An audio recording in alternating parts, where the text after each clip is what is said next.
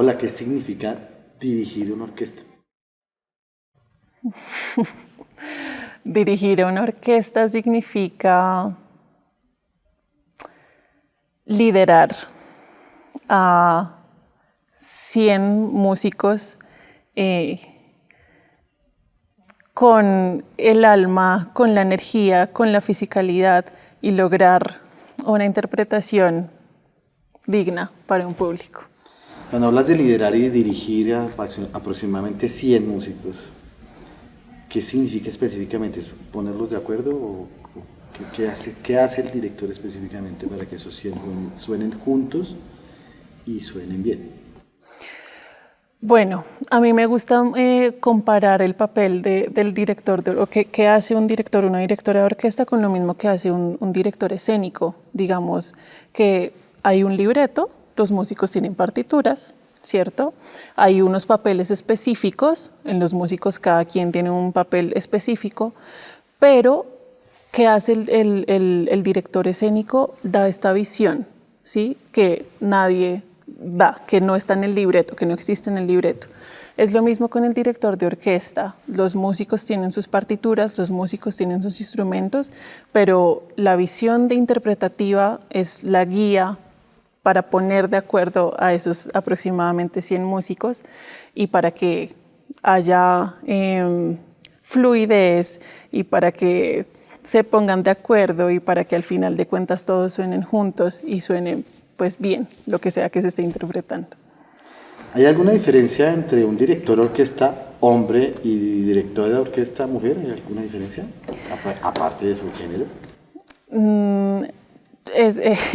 Mi respuesta personal es que no hay ninguna diferencia. Somos seres humanos, somos artistas, aprendimos, creo que estuvimos para estar dirigiendo una orquesta hay que haber pasado por alguna academia, entonces recibimos una formación bastante similar.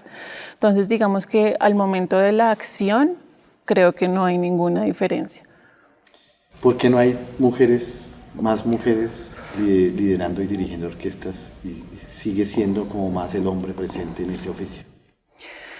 Viene desde muy atrás. Como siempre en la historia, la mujer ha tardado en adquirir muchos derechos y uno de esos derechos ha sido la educación. Para pararse en un podio se necesita un background de formación muy grande y a nosotras nos llegó muy tarde la educación, asimismo nos llegó muy tarde esa educación, esa formación musical. Entonces, al comienzo, desde el inicio de la historia, los hombres han tenido acceso a la educación musical desde antes que nosotras y eso se ve desafortunadamente reflejado hasta hoy, hasta el 2021. Entonces, debo decir y debo reconocer que vamos por buen camino, que cada vez hay más mujeres directoras, que cada vez se ve más como este auge con el movimiento Me Too. Además, todos esos elementos han ayudado, pero todavía no estamos en el punto de equilibrio, definitivamente, ni en la dirección ni en ninguna de las otras cosas. ¿Estás a nivel mundial o estás hablando a nivel latinoamericano? No, a nivel mundial, a nivel mundial. Uno es solamente ver estadísticas, ponte a ver los directores titulares o principales de las principales orquestas de Estados Unidos, por ejemplo. Creo que hoy en día solo hay una mujer acabada de nombrar, al lado de 10, 15 hombres. Entonces, es a nivel mundial y en Europa pasa exactamente lo mismo. Es a nivel mundial, no es solo en Latinoamérica. ¿Qué hace que un músico o una música quiera ser director de orquesta o directora de orquesta? Tiene que haber pasión por el liderazgo y tiene que haber pasión por el mundo sinfónico, por supuesto, y para mí es clave pasión por las relaciones interpersonales, ¿sí? Creo que a muchos se nos olvida que uno antes de estar dirigiendo músico está dirigiendo personas que tienen una vida, que tienen emociones, que tienen frustraciones, que quizás tuvieron un mal día el día que uno está haciendo el ensayo. Entonces hay que tener también esa pasión por la relación, por las relaciones humanas y por el ser humano, creo. Cuando estás al frente de un grupo, en el caso de tu orquesta o la Orquesta Filarmónica de Mujeres, ¿te preocupa eso? ¿Cómo llegan emocionalmente cada una de las mujeres al concierto o al ensayo? ¿Te preocupa eso? ¿Tienes conversaciones alrededor de eso? ¿O van de una vez al componente técnico e interpretativo de las obras? Es una pregunta muy interesante porque me importa y me importa mucho, pero yo no puedo demostrar que me importa al momento del oficio, porque nuestro tiempo es muy limitado y el tiempo para ensayar a la orquesta es para ensayar a la orquesta. No es para que yo me ponga a hablar con ellas, ni para preguntarles cómo están, ni nada. Sin embargo, detrás de eso, yo estoy permanentemente viendo cómo está la energía del ensayo, cómo están ellas emocionalmente hoy, por ejemplo, ¿sí? ¿Cuál va a ser el auge de mi ensayo? Cada ensayo es distinto, entonces hay un ensayo en donde uno puede que logre esto, hay ensayos donde uno puede que logre esto, y es normal, está bien porque somos seres humanos, no es algo, nunca va a ser algo lineal, pero yo siempre siento además que tengo una sensibilidad como energética, siento que el director tiene que tener un manejo de la energía, sí o sí. Entonces sí me importa, pero no lo puedo demostrar. ¿Por un tema de tiempo? Sí. ¿O por un tema de que si te vinculas muy emocionalmente, de pronto te hacen bullying o no te ven como esa figura de liderazgo? ¿O solamente es un tema de tiempo?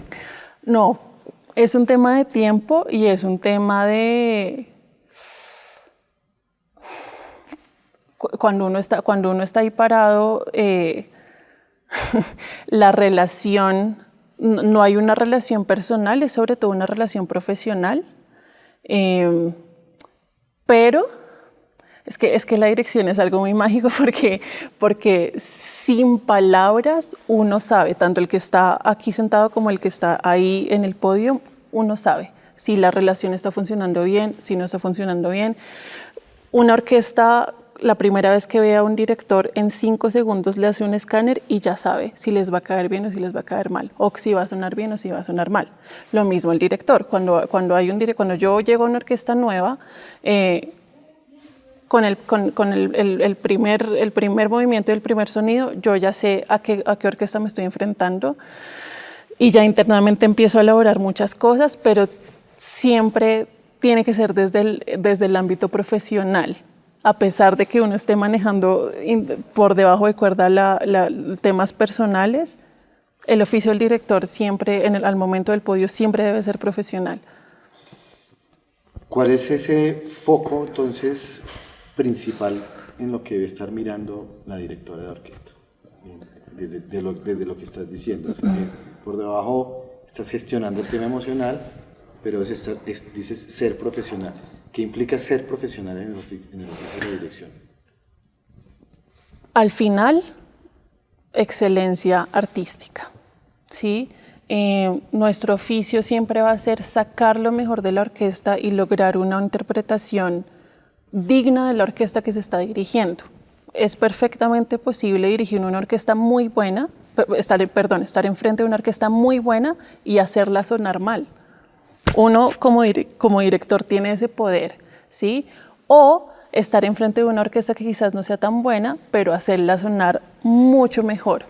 Entonces, cuando hablo de la parte profesional, es que al final lo que buscamos todos siempre va a ser excelencia artística, y el músico solamente va a tocar muy bien si él se está sintiendo bien, personalmente o emocionalmente. O sea que forma parte de tu labor principal hacer que ese músico se sienta bien, emocionalmente. Sí, ese es un enfoque personal. No es un enfoque que tienen todos los directores. Hay muchos directores que simplemente no se meten con eso, hacen lo que tienen que hacer, la partitura, hacer sonar la orquesta, ajustar cosas técnicas y para de contar. Pero mi enfoque personal es que ser músico de orquesta es una cosa muy complicada. Es muy complicado uno estar muchas horas del mes sentado escuchando lo que alguien tiene que decirle. cuando ese músico también es un artista, ese músico también tiene propias ideas, tiene ideas de interpretación personal que hasta muchas veces van a estar en contra de lo que este señor o esta señora me están pidiendo que haga, ¿sí? Hay un libro en donde dice que la profesión de música de orquesta es una de las que más genera frustración, porque el músico, o sea, mal que bien, el que está ahí sentado no tiene voz ni voto, sobre todo si no es dentro, pues la orquesta tiene una jerarquía, no solamente un director, sino hay unos músicos principales. Pero los que están detrás, imagínate estar en el último atril de una orquesta siempre, es fácil sentirse sin voz ni voto y sentirse frustrado. Entonces, yo sí tengo eso a consideración y yo siempre estoy buscando la manera de recordarles a todos los que están ahí que su papel es importante, estén en la ubicación en la que estén y que sin ellos, pues mi oficio no tiene ningún sentido. O sea que si uno está al frente de público, de un director de orquesta que se enfoca mucho en características técnicas, van a lo que van, como que no se mete con la emoción del músico porque ese no es problema de él. Y está frente a una directora como tú que está más preocupada porque emocionalmente estén bien. ¿El público percibiría la diferencia de un director muy técnico a un director que está un poquito más preocupado por las emociones de sus intérpretes? Yo creo que sí, ni siquiera por el director, sino porque la respuesta energética de los músicos frente a un director o una directora que los trata como seres humanos es distinta.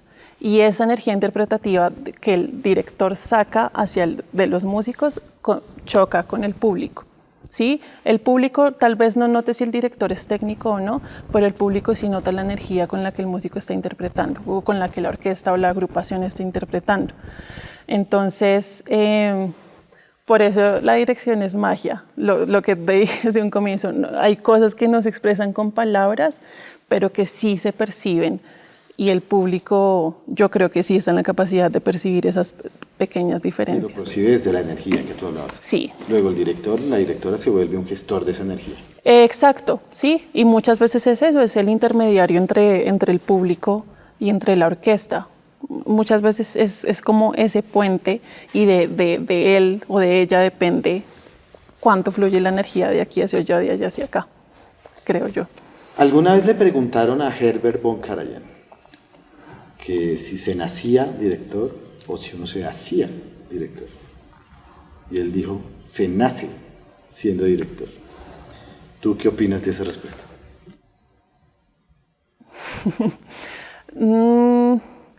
No, yo creo que uno no digo que sea mentira, sí se puede hacer director, pero también se puede hacer director con disciplina, con trabajo, o sea, entendiendo lo que esta carrera significa, resiliencia sobre todo, porque es una carrera bastante larga. Aguante. Sí, en donde uno además va a recibir muchísimos nos, porque pues una orquesta tiene aproximadamente 100 músicos, director hay uno. Asimismo, las plazas son absolutamente limitadas. Pero yo creo que uno sí puede hacerse director, sin duda. Si hay necesidad de liderar, si hay pasión por el liderazgo y hay una buena formación, obviamente se puede hacer director. Entonces, si fuéramos sacando un listado de las características que podría tener una directora de orquesta, un director de orquesta, ya hablamos de gestionar la energía y hablas de pasión por el liderazgo. Si esa persona no tuviera esos dones de liderazgo, ¿no podría dirigir?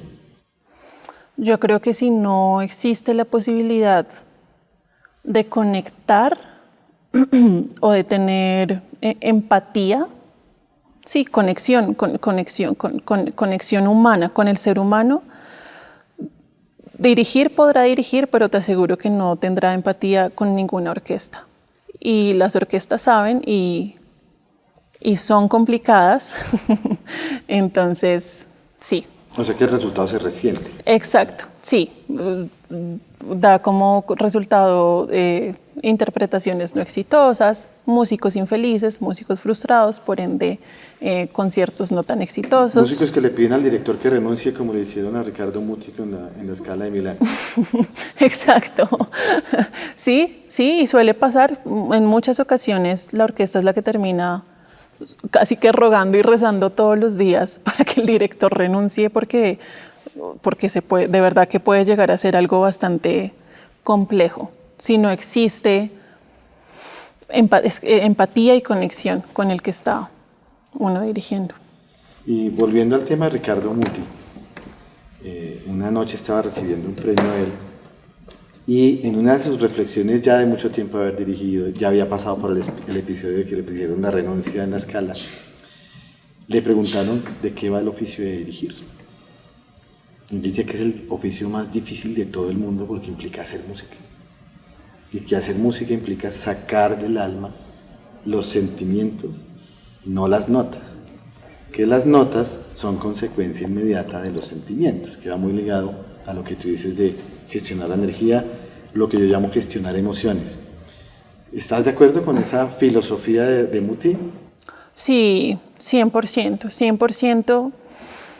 Sobre todo hoy en día en donde tenemos tanta tecnología y donde vemos robots que pueden interpretar violines y donde uno pues, o sea, existen programas donde yo le doy play y suena la música, pero el factor de la emoción al momento de interpretar, absolutamente de acuerdo con él. Yo creo que es nuestra gran meta. ¿Sí? Nada peor que como público también, que ir a un concierto en donde uno no se sienta nada, donde no haya logrado una conexión, en donde uno ni entienda qué fue lo que pasó, qué fue lo que escuchó. Entonces, y creo que esa también es la razón del arte, además, la razón por qué se compra una boleta para ir a ver a un artista, por lo que me hace sentir, indudablemente. Entonces, por supuesto que nuestro papel de director también está lograr que los músicos hagan más allá de tocar notas, que es algo que han hecho durante toda su vida, sino que logren transmitir la emoción. Por supuesto que sí. Cuando la directora aparece, se para en el podio, le da la espalda al público y está con la orquesta al frente. Entonces cualquiera piensa que nos está descuidando a nosotros como público por estar pendiente de que el sonido salga bien. ¿Eso es real? ¿O la orquesta hace música con el público? O sea, ¿hay una diferencia entre hacer música para el público o la orquesta hace música con el público? No, sí. El público es un factor determinante en cada concierto, definitivamente. Nosotros como músicos somos muy sensibles, de hecho, más de lo que se cree, al público y a la energía que hay en ese momento del público. Sí, y he tenido conciertos en donde ha sido muy difícil como encontrar conexión o he tenido conciertos con público muy frío, muy lejano y cambia la interpretación de los músicos porque inmediatamente ellos lo sienten, cambia.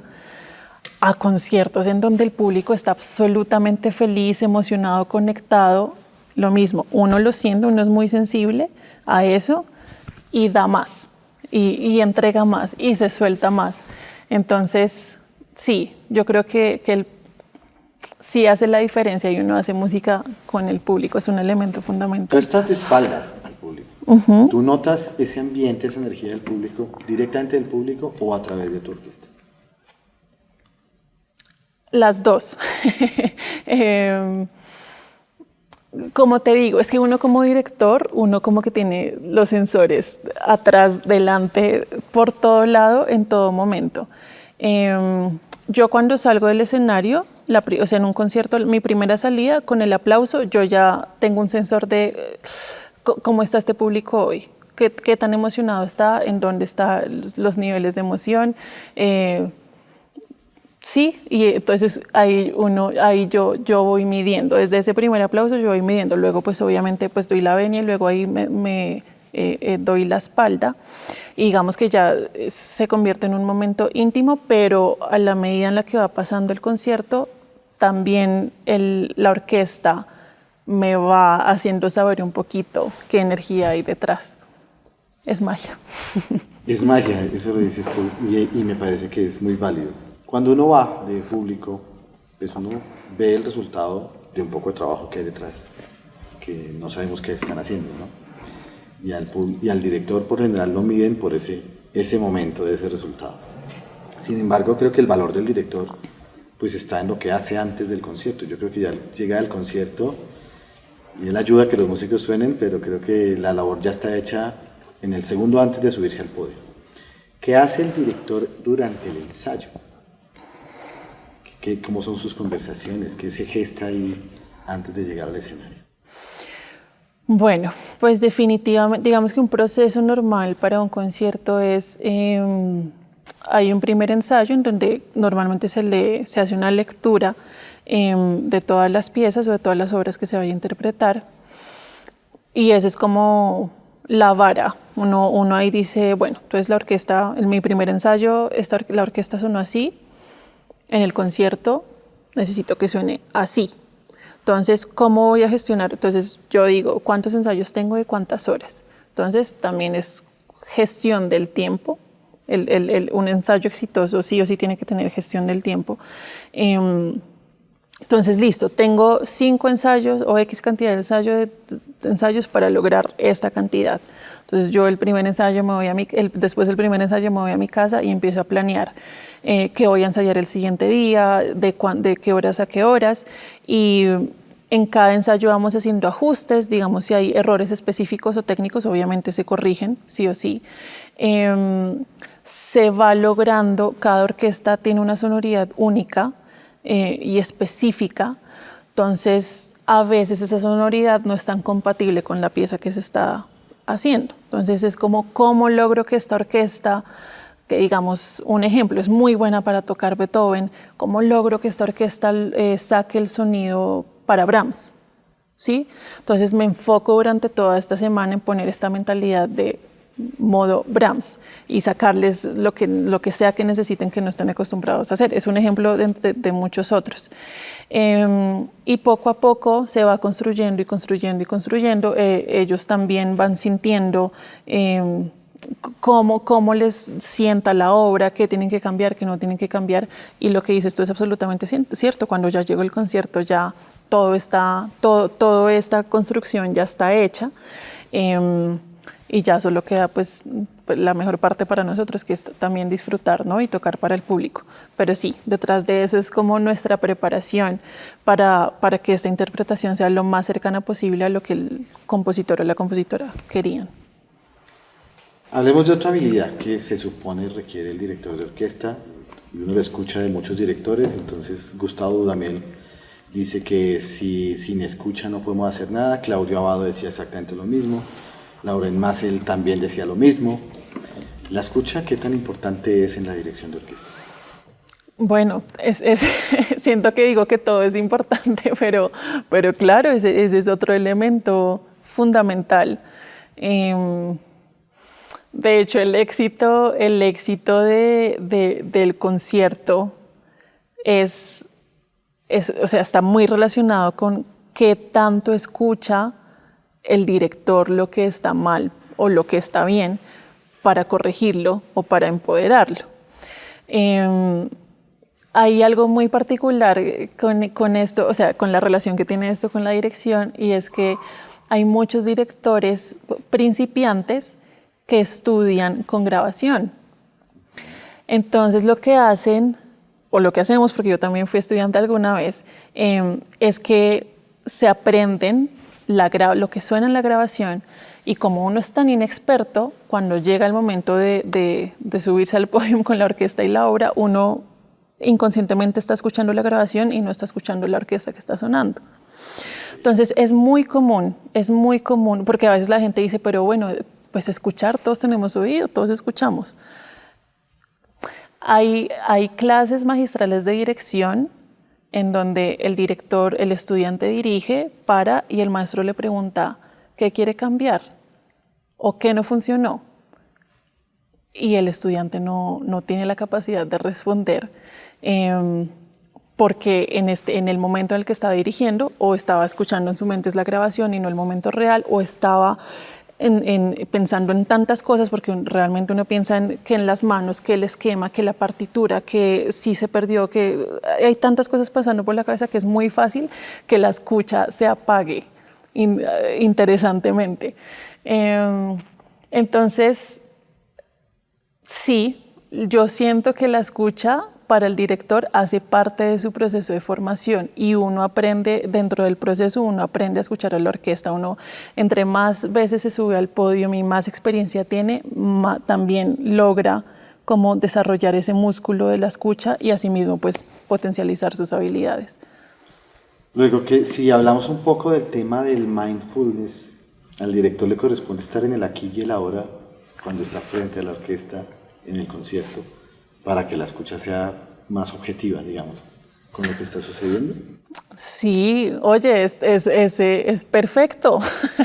nunca lo había puesto ese término, pero es eso, y puedes llegar a sonar muy fácil o la gente puede pensar que es algo que pasa de forma natural, pero entre más principiante es el director, menos presente está. Porque primero los nervios son impresionantes. Segundo, lo que decía, uno antes de pararse ahí dura tantas horas solo con el score, estudiando, que muchas veces es fácil como olvidarse de, pucha, ya tengo a la orquesta aquí al frente. Ya necesito estar presente en ese momento y dejar atrás todas las horas de estudio y confiar en eso que ya hice para estar presente. Y no es fácil, se va logrando con la experiencia. Benjamin Sander habla de que la labor del director de orquesta es empoderar a los músicos para que ellos suenen como se necesita que suene, luego debe haber mucha confianza y entonces el poder está en que ellos suenen.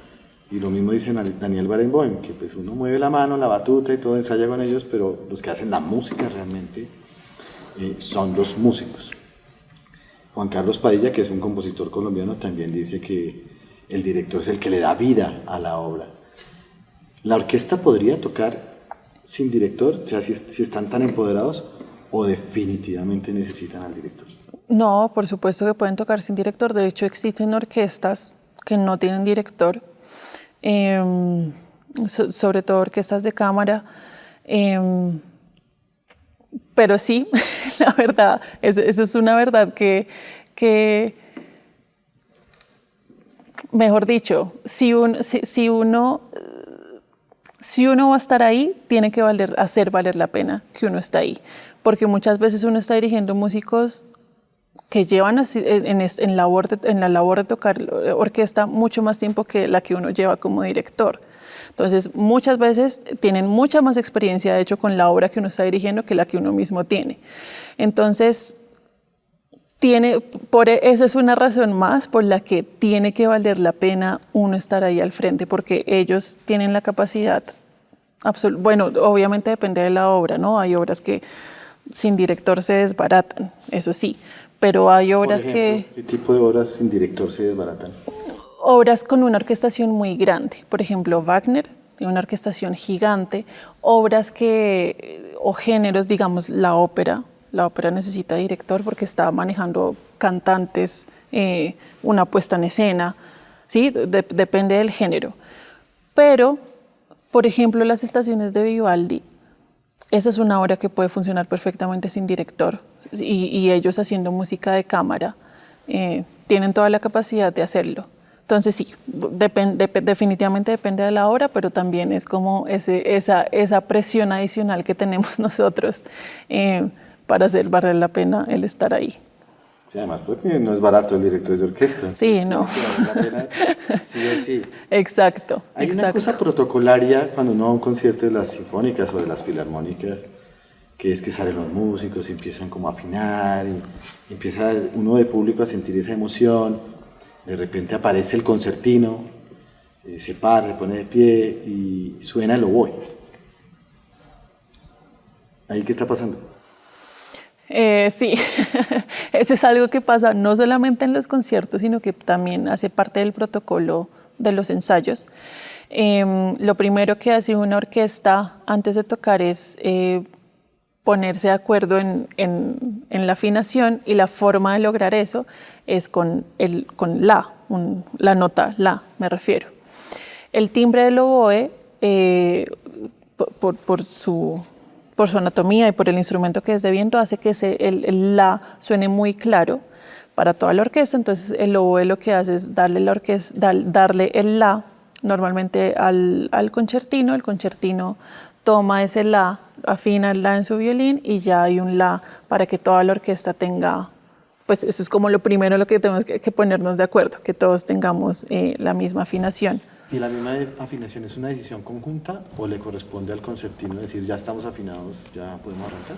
No, es más bien personal. Cada instrumentista pues se da por hecho que que hay un oído que difiere entre si está afinado o desafinado. Entonces cada instrumentista toma su la, o sea, escucha, toma el la, lo afina, y a partir de ese la afina las otras cuerdas de su instrumento. Pero es una cuestión personal, y cuando el instrumentista ya siente que su instrumento está afinado, deja de afinar hasta que toda la orquesta esté en silencio. ¿Por qué lo hace el concertino y no la directora? Porque el concertino es el que tiene el violín. Digamos que la directora pues no tiene ningún instrumento, en cambio el concertino pues tiene un instrumento en donde puede dar el la a la sección más grande de la orquesta, que son las cuerdas. Y para el instrumentista es más fácil escuchar el la del violín. Por ejemplo, para mí como violinista en una orquesta es más fácil escucharle el la al violín y afinar a partir de ese la. Se le exige mucho a la música, me refiero a que la música tiene que sonar perfecta. La música es perfecta solo en la partitura, porque cuando está ya a través de las emociones nuestras, pues tiene sus niveles de imperfección, pero de público se le exige mucho a la música. ¿Cómo maneja el director si la orquesta está desafinada en pleno concierto o si está sonando definitivamente muy mal? ¿Esperan a que se ajuste o es preferible parar y volver a arrancar para que suene mejor? Desde el punto de vista del público, yo descansaría cuando digo paren mejor y arranquen de nuevo, pero se vuelve uno como tan exigente consigo mismo que como que no se da la oportunidad de eso. ¿Cómo lo manejas desde la dirección de orquesta? Para nosotros, yo creo que parar es la última opción. O sea, como que parar en medio de una interpretación, como para director o para un músico, sí. Parar es como lo peor que nos podría pasar, que realmente pues no tiene nada de malo, parar y volver a empezar. Pero lo que dices es cierto, por nuestra formación y por esta búsqueda de excelencia y de perfección, y porque además en la academia nos forman con que el objetivo es poder interpretar la pieza de arriba abajo, y uno muchas veces lo que ensaya es, uy, lo puedo hacer de arriba abajo sin parar, o no me equivoqué, ¿sí? Entonces creo que desde la academia tenemos como este pánico o sí, a que nos toque parar. Y si nos toca parar, la frustración y la parte emocional seguramente se van para abajo. Es preferible, digamos, si es una pieza que tiene varios movimientos, lo que hacemos normalmente es esperar a que se acabe el movimiento y afinar antes de continuar con el segundo movimiento, como aprovechar esa pausa ahí que hay dentro de la pieza para hacer la afinación. Esta pregunta sí es más de historia de la música que otra cosa, pero que creo que da lugar. De esa época de la música clásica como tal, desde Mozart, Haydn y eso, se supone que cuando tocaban en las sinfonías, entre movimiento y movimiento había aplausos y pedían bis y que repitieran otra vez el movimiento y eso. ¿Por qué hoy es tan rígido ahora que no puede aplaudir nadie después del movimiento y toca esperar a que aplaudir solo al final de la obra? Si uno está emocionado, ¿por qué no le permiten emocionarse? No, es una pregunta muy ¿Por qué válida. cambió? ¿Qué fue lo que cambió? Es una pregunta muy válida. Yo tal vez no tenga la respuesta histórica. Para mí, tiene que ver con el elitismo, cuando esto se convirtió en una cosa elitista de que vamos al teatro, entonces nos tenemos que vestir de cierta forma, y entonces yo tengo más poder si tengo mejores modales en el escenario, esto es entre comillas, Entonces, si el de al lado aplaude, no, qué vergüenza, qué oso, y entonces ahora a uno le hacen shh, así, me ha pasado en muchos conciertos que si alguien está muy emocionado después de un movimiento y aplaude, el mismo público es el que lo calla, muchas veces ni siquiera somos los músicos. Yo no estoy de acuerdo con eso, yo siento que eso tiene que cambiar y no solamente eso, sino hay muchas cosas que tienen que cambiar de raíz. Porque cuando uno va a un concierto de jazz, por ejemplo, después de la improvisación del trompetista, se puede aplaudir sin problema. Mientras siguen tocando. Ajá. Y porque cuando uno está en un concierto de música clásica y el violinista tiene un solo espectacular, ¿por qué no se puede aplaudir? No, o sea, de hecho, yo me hago la misma pregunta, no hay ninguna pregunta técnica, perdón, no hay ninguna respuesta técnica o argumento pues fuerte que como para que nosotros no es que nos desconcentremos, eso no es verdad. Nos encantan los aplausos, los recibimos y nada mejor que ver pues a la gente emocionada. Imagínate, eso es nuestro mayor regalo. Entonces creo que tiene que ver con la desafortunada curva que pues tiene la música clásica y esta división de elitismo y de buenos supuestos, buenos modales y cómo comportarse en el teatro y etcétera, pero yo creo que eso está mandado a recoger, tiene que cambiar. Cierro el paréntesis de mi pregunta anecdotaria. Hay una cosa que pienso yo que forma parte del liderazgo, que es ayudar al músico a lograr su mejor sonido. ¿Eso forma parte de la labor del director o es al músico le corresponde buscar su propio sonido por su lado? Es 50 y 50, o sea, definitivamente el músico en su estudio personal, su objetivo principal siempre va a ser pues encontrar un buen sonido, pero esta es otra parte de la magia de la dirección y es que la misma orquesta te va a sonar distinto dependiendo del director. Y esto se ve sobre todo en las clases magistrales de dirección, en donde pasan 10 estudiantes directores y las 10 veces la misma orquesta y la misma obra suena distinto. Lo que quiere decir que o sea, hay una afectación directa en el sonido del músico dependiendo de, pues bueno, de mil cosas que hemos hablado de muchas de ellas hoy, pero por eso creo que es 50 y 50, o sea, está la parte del estudio personal del músico, pero está la parte de con tu gestualidad, ¿sí? Es decir, si yo hago esto, por ejemplo, pues va a sonar un sonido brusco, que de pronto la música lo necesite, o si yo hago un gesto suave, el director tiene la posibilidad de moldear el sonido del músico también, eso sí, no hay dudas. ¿Esos gestos que son tan claves en la dirección, se conversan con los músicos o hay un estándar que ya se sabe la mano derecha y la mano izquierda, qué movimientos tienen, ya todos los músicos lo saben, o se concerta eso para que los músicos lo interpreten y lo entiendan?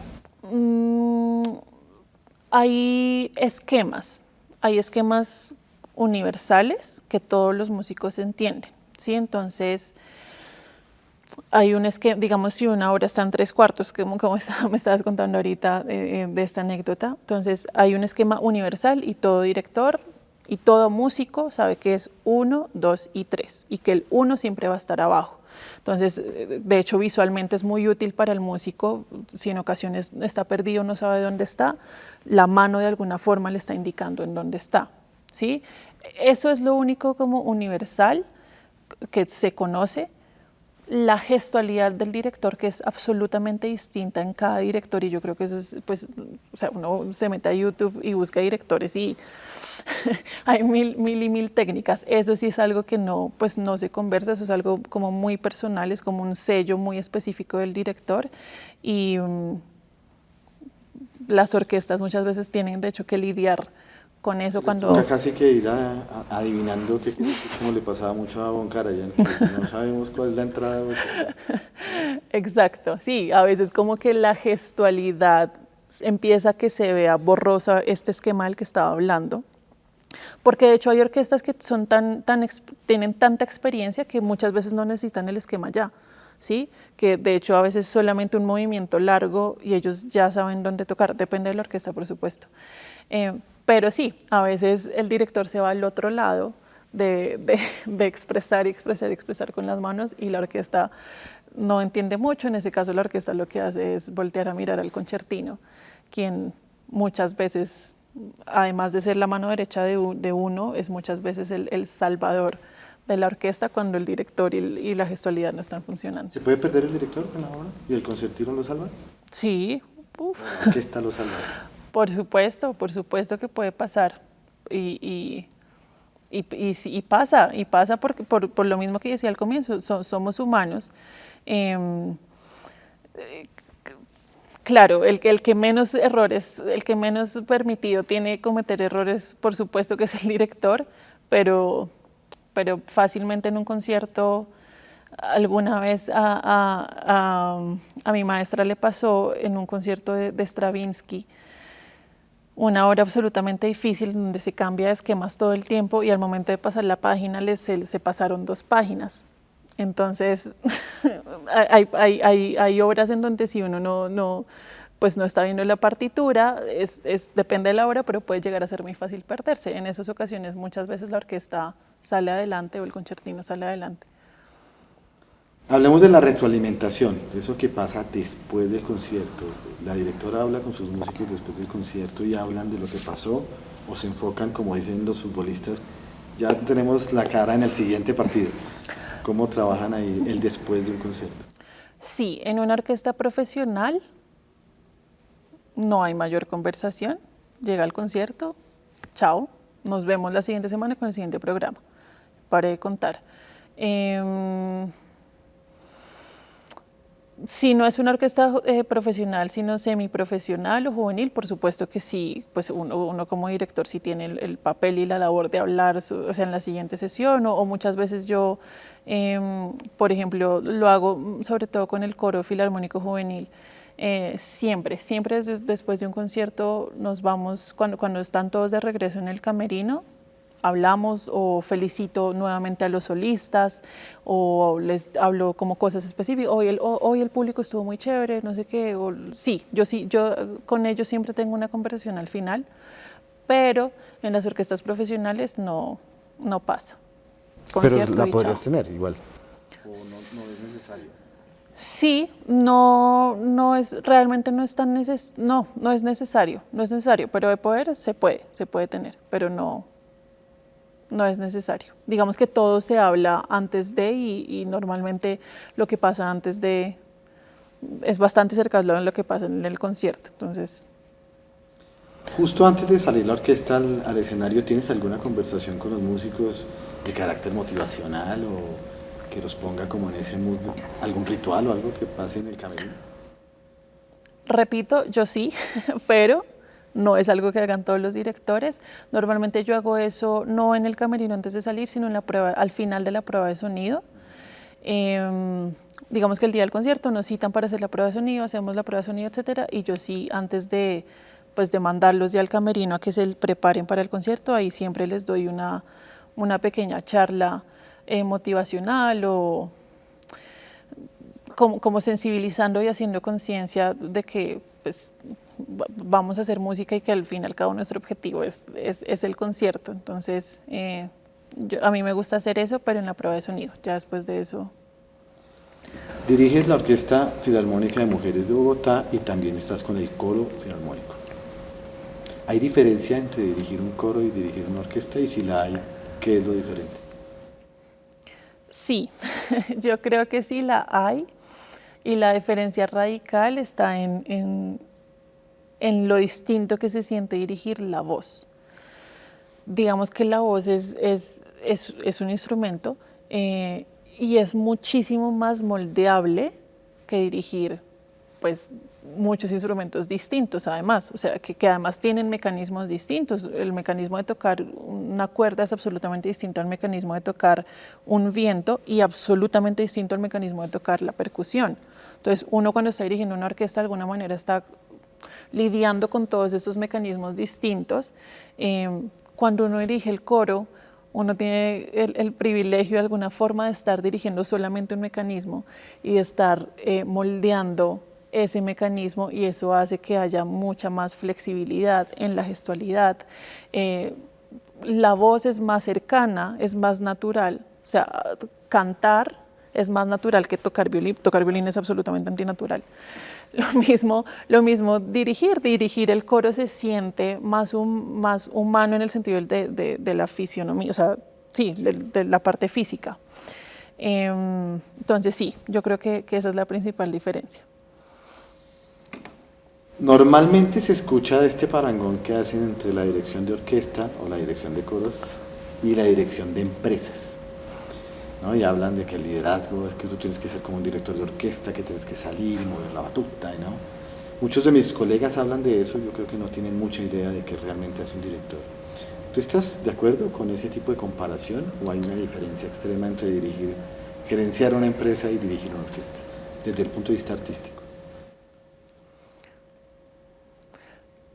Depende, porque es que sí la percepción es que el que dirige una empresa hace lo mismo que el director de orquesta, porque el director de orquesta mueve la mano y ya. Ajá, no. No estoy de acuerdo, así no pasa y así no funciona en la vida real. Digamos que para que el director mueva el dedo y suene, ahí ya pasó un proceso detrás de eso muy grande, de muchas horas, de muchos espacios previos y además estoy en contra de que el director es que olvidé la palabra, pero que el director es este mandatario en donde lo digo así, se hace así porque soy, sí, exacto, porque es el director y punto, y nadie me discute, ¿sí? Hace muchos años era así, pero yo siento que por las razones que decía al comienzo de esta entrevista, eso ya no debe ser así. Yo no soy una figura ahí para imponer, yo soy una figura ahí para ponerse de acuerdo, ¿sí? Para conectar ideas, para que ellos también se sientan escuchados, ¿sí? Yo no estoy ahí para mandar. Y hoy en día incluso hay muchos directores que siento yo que eligen la carrera es porque sienten que van a tener ese poder. No va conmigo y no estoy... Todavía hay directores así, muy del estilo totalitario de Toscanini, por ejemplo. Sí, sin lugar a dudas. Sí, sin lugar a dudas. Y yo siento que de las cosas más difíciles de ser un buen director es darse cuenta, bueno, creo que ya me estoy yendo a otro lado, pero es darse cuenta que uno no está ahí por uno. Es muy fácil elegir la dirección por uno, porque el director de orquesta es, mejor dicho, y el que se lleva los aplausos y la persona más importante de la orquesta. Entonces, claro, eso es tentador para cualquiera, ¿sí? Y hay muchos directores que entran a la carrera basados en el ego, en esto va a ser para mí, esto me va a traer satisfacción, voy a tener mi carrera exitosa, y tú ves y hay directores que son absolutamente ambiciosos y quiero dirigir y quiero hacer esto y quiero hacer lo otro, yo, ¿sí? Y la realidad es que esta carrera, el último, o sea, uno tiene que lidiar con 100 personas antes de lidiar con uno mismo, ¿sí? Y bueno, es algo que la orquesta igual se da cuenta y que la orquesta ve y Decías ahora que la orquesta va a sonar dependiendo del director. ¿Es por eso que el director es el que ocupa la carátula de un CD cuando saca un disco en una orquesta? ¿Por qué es que el director es el que representa a su orquesta? Digamos que sí lo representa como director, pero desde el punto de vista artístico, ¿es el único que hace todo en la orquesta como para que se lleve la foto? ¿Por qué eso es así? No, o sea, sí o sí, pues el director necesita de sus músicos. El director sin una orquesta no suena nada, no suena absolutamente nada. Y por supuesto que los músicos son igual lo más importante es que o sea, somos artistas, que a veces yo siento que hay una división como si el director ni siquiera fuera de carne y hueso, y no fuera un dios. Y la realidad es que no, somos lo mismo, somos de carne y hueso y estudiamos música, o sea, estudiamos lo mismo.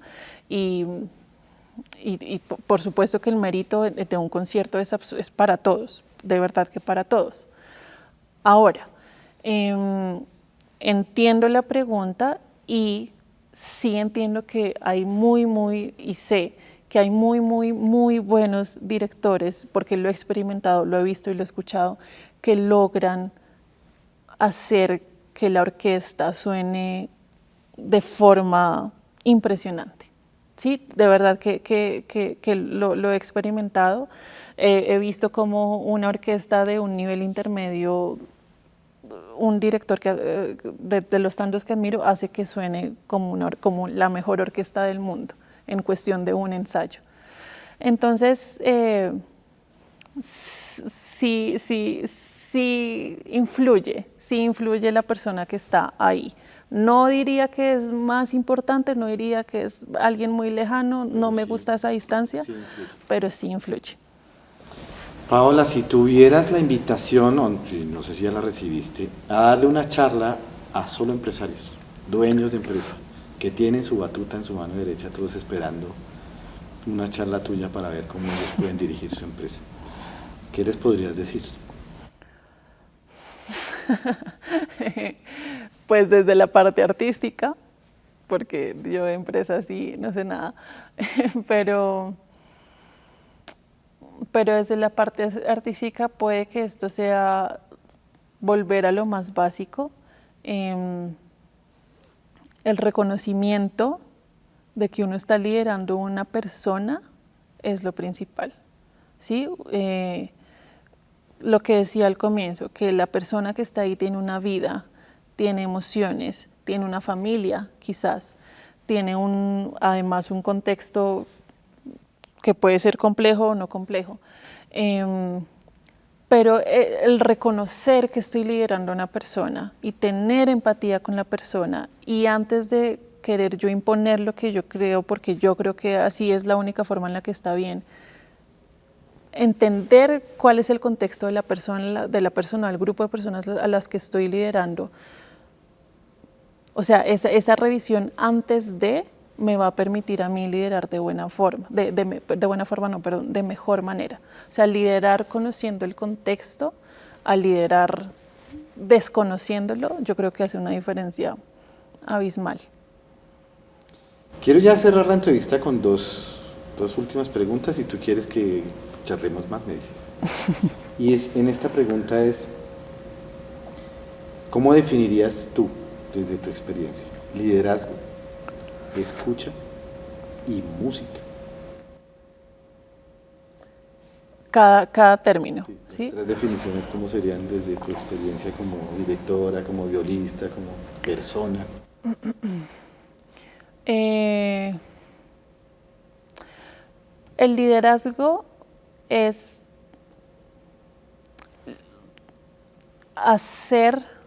lograr que el rendimiento, que las personas den mucho más de lo que ellas creían posible dar, ¿sí?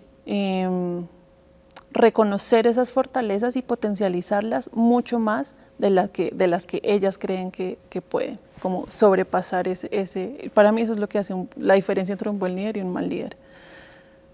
¿Escucha? ¿Era la otra? Escucha.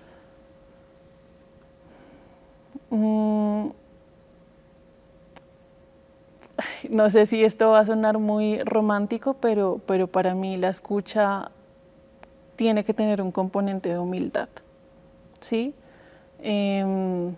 La escucha quiere decir que por un momento yo tengo que apagar mi mente, mis pensamientos y mis propias concepciones para tener la habilidad y el espacio de escuchar lo que está fuera de mí, ¿sí? Salirme de mí. ¿Y música? La música No, yo siento que es imposible definirla con palabras. Es, es,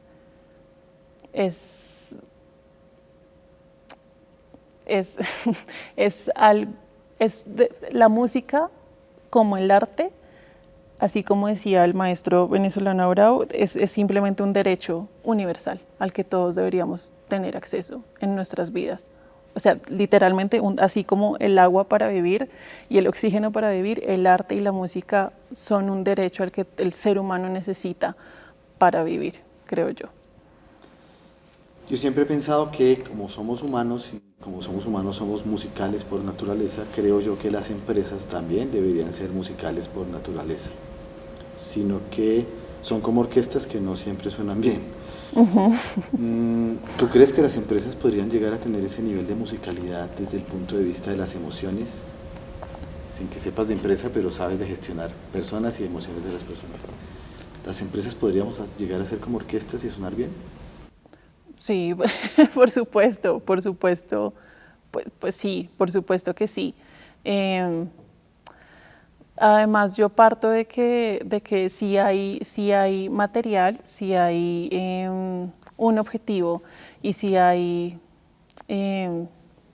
seres humanos, o sea, si hay como esta materia prima, por decir así, con un buen líder yo siento que todo se puede lograr. O sea, armonía tanto musical como afuera. Yo siento que por eso ese es el papel fundamental que debe tener un líder en una orquesta o fuera de la orquesta. Porque cuando el líder es bueno, siento que se logran cosas que serían imposibles de lograr si no hubiera una cabeza ahí guiando o liderando.